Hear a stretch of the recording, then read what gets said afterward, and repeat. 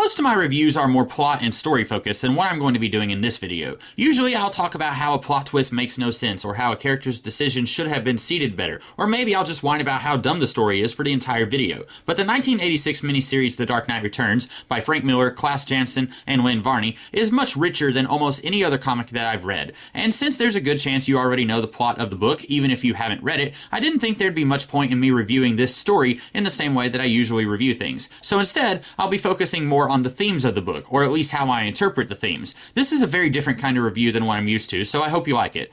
Book 1 really highlights the duality of Batman versus the duality of Two-Face. We get to see both men attempting to rein in the Beast, and depending on how you look at their efforts, they both fail. The difference is that, at least during Book 1, Bruce has found a more constructive way to harness the Beast, while Two-Face resorts to attempted murder and robbery when the Beast comes out. An idea is introduced in this story that is later picked up on in Miller's other Batman masterpiece, Year One. The idea is that even when Batman is able to put a stop to a certain avenue of crime through his Batman persona, crime just finds a way to evolve in some way beyond his control. While Batman is able to put a damper on kidnapping, armed robbery, and assault, his mere presence awakens the Joker from a harmless fugue state. While it's possible that Two-Face would have done exactly what he does here if Batman had not returned, there's no arguing that at least some of what Dr. Wolper says about Batman being a harmful influence on society is true, as we see with the Joker here, and with other crimes and acts of violence that Batman inspired. While the themes of Book 1 are clear, in many ways Book 1 largely exists to introduce or reintroduce us to some of our supporting characters, while the themes of the overall series will become more prevalent in Book 2.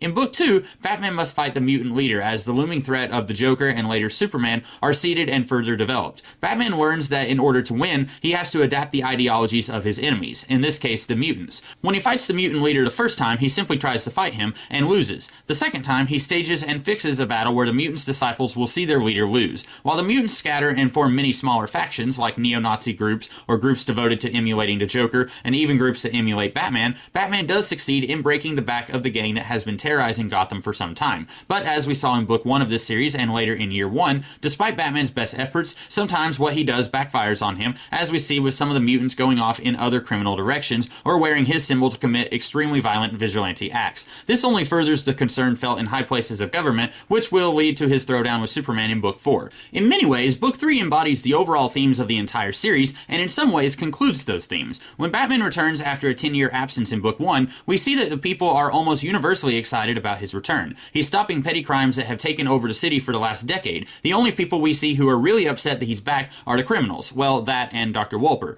But starting in Book 2, we see the hints that Batman is a thing of the past, and maybe this next generation doesn't need or want him to come back. We see this with the new commissioner, Ellen Yindel, with Superman and his puppet master, the President of the United States, and we saw some of this in Book 2 with the mutants, almost all teenagers, representing the new generation, and Batman, a relic from yesteryear. In Book 3, we get to see more of the aftermath of Batman breaking up the mutant gang, and with some of the former mutants now wearing his symbol and acting in his name. But even here we see a disconnect between the new generation and the one that came before. While the Sons of the Bat may have their hearts in the right place, they are acting in a way that Batman would never act. Even in this book where he paralyzes the Joker, and in the previous book where he shot a mutant even only to wound her, yes, in both cases Batman is doing this to save lives, but nonetheless he's more extreme now than he ever was before. Not only are we seeing Batman have something of a negative influence on the current generation, but the current generation is having a negative influence on him as well. One aspect of this generational relationship I am torn on is the introduction of Carrie Kelly earlier in this series. When Batman saves her life in Book 1, she is immediately infatuated with him and his mission and sets out to join him with little regard to her own safety. While I wouldn't go so far as to say that Batman coerced Carrie or tricked her into joining him, as Yindel or Wolper might say if asked, I also don't think that Carrie really understands Batman's mission either. I never got a good feel for Carrie's character in this series, and I don't think that's for lack of trying. Miller doesn't do much to give her any kind of characteristics beyond weird teen slang that Miller thought sounded appropriate in this neo-noir world.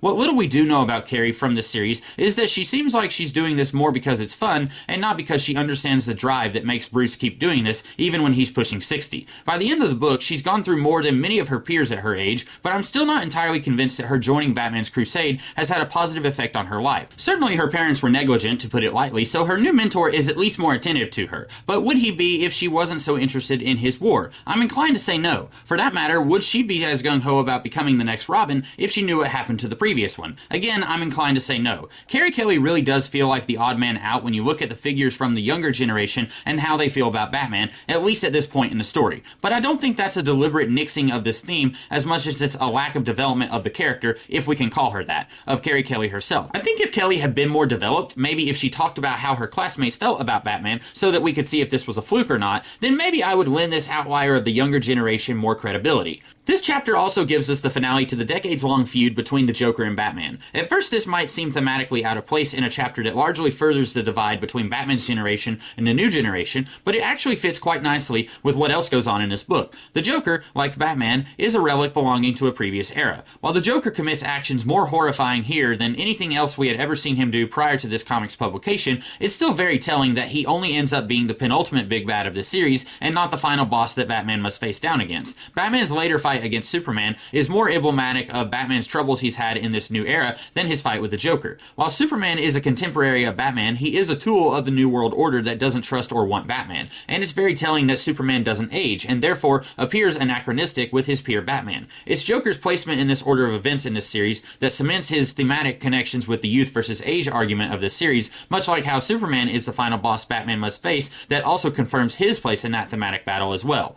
Book 4 is where the themes of age versus youth that powered Book 2 and 3 are not quite ignored, but are heavily altered and taken in a different direction. The age versus youth thing kind of comes back in a subtle way near the end of the book, but Book 4 really becomes more about man versus government. Now, it's very tempting to link Frank Miller's own political views with the political statements he seems to be making in this book, but I don't want to do that. It's very risky assuming that whatever statement the art is making is shared by the creator of the art. And even if I did get into Miller's real-world politics, there's already a lot to unpack with this last chapter, and I don't need to make things more difficult to dissect by bringing Miller's political views into the mix. Like I said, Book 4 seems to be about the government not so much governing a free people, but instead ruling over the people, and any element that makes that reign difficult will be extinguished, as we see when President Reagan sends Superman to fight Batman. Now, you might argue that the American government isn't really the bad guy of this book, and that they legitimately see Batman, especially a much more aggressive Batman who takes murderers under his wing in this chapter, as a true threat. But it's pretty clear that the conflict with Russia in Corto Maltese is over oil and not the safety of the people in Corto Maltese, which is the line fed to the American public. This conflict, culminating in an EMP bomb being dropped, takes up most of Book 4, and while Reagan and Superman talked about dealing with the Batman problem as early as Book 2, it's very telling that Reagan sends Superman to deal with Batman only after the bomb is dropped, cloaking Gotham City and presumably other cities as well in perpetual darkness. Before the bomb is dropped, Batman had few supporters, as his actions were seen as more and more unhinged. Sure, some of that was the Joker framing Batman for his death with his last breath, but even before the Joker's death, Batman, who started off as a novelty people were excited about in Book 1, was now no longer welcomed by the people he was trying to protect. But once the bomb is dropped, we see Batman's methods and his attitudes, and the attitudes of the people of Gotham, change drastically. Before, Batman seemed to revel in violent confrontations with the criminal element. He even admits that when he first fought the mutant leader, he was only using his brawn and didn't think the fight through. And this savage brutality is largely what the people of Gotham seem to have issue with in this series. But once the bomb transforms Gotham into a post-apocalyptic wasteland, we see Batman's methods change. First and foremost, instead of punching crime in the face, we see Batman and his apostles acting more as emergency aid to the people in need. It looks like Batman has now focused his efforts and the efforts of his new army into helping the survivors of the aftermath of the bomb in positive, non-violent ways. Sure, after the bomb drops, we hear of Batman's army curtailing 73 attempts at looting, but this seems to be the extent of any violence on Batman and his followers. Instead, they're more focused on bringing food and water to people, and maybe even medical supplies, efforts that Commissioner Yindel, once 100% against Batman, now seems to view in at least a neutral light. If things with Superman had been different, maybe she would have eventually renewed her hunt for Batman. But it seems like she's made up her mind that Batman isn't the harmful criminal element she was once so sure that he was.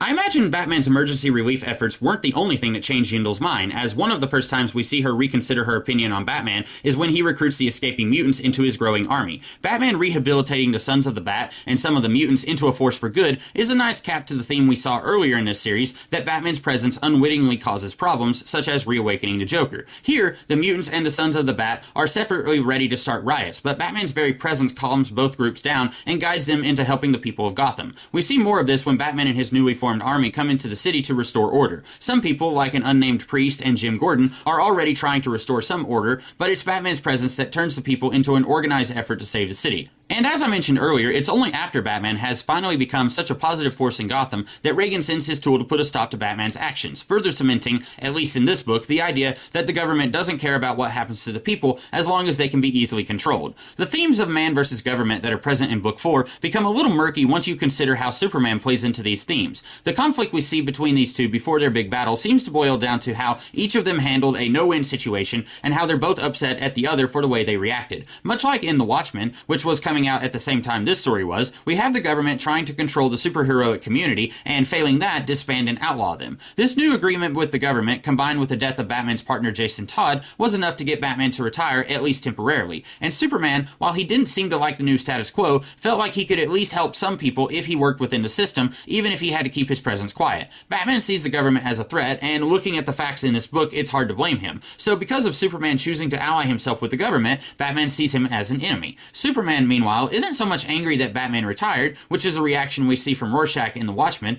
but that Batman came back and made a big splash in doing so. But while a lot of people see Miller's treatment of Superman in his story as antithetical to the character and say that Miller doesn't understand Superman, I don't know if I would go so far as to categorize Superman as a villain like I would the US government in the story. Does Frank Miller have a fundamental misunderstanding of the character of Superman? Maybe, but that's a can of worms that I'm not going to open here and now. But as far as Superman making the decision to become the tool of the US government, like I said earlier, it was a no-win situation. Superman's alignment makes it seem like he condones every decision his bosses make, which clearly isn't true when we see his reaction to the bomb being dropped. Meanwhile, Batman also made a poor decision, even though it was the only decision he could make. He retired, and Superman said the Justice League nearly threw a party, but Gotham City returned to being a cesspool overrun by some of the most horrible crimes you could imagine because of Batman's absence. Either way you look at it, Superman and Batman could not win in this situation, but they each did what they thought was the only thing they could do, which leads to their smackdown in this chapter. While the government versus man theme doesn't get much of a conclusion, we do get to see some payoffs of earlier thematic threads from the series. Both Green Arrow and Superman repeatedly try to tell Batman that his loud explosive methods were what was going to get him in trouble and that he needed to change or completely cease his activities. Batman takes their advice and uses his battle with Superman as an opportunity to go underground, literally, and continue his crusade but in a stealthier manner. In a way, he's doing what Superman chose to do years earlier. He's keeping himself quiet and helping the people in whatever way he can. This also somewhat resurrects the age versus youth theme that permeated the entire series. While Batman is physically still an old man, in faking his death and destroying the Batcave, he effectively is reborn, using new methods and techniques to continue his mission.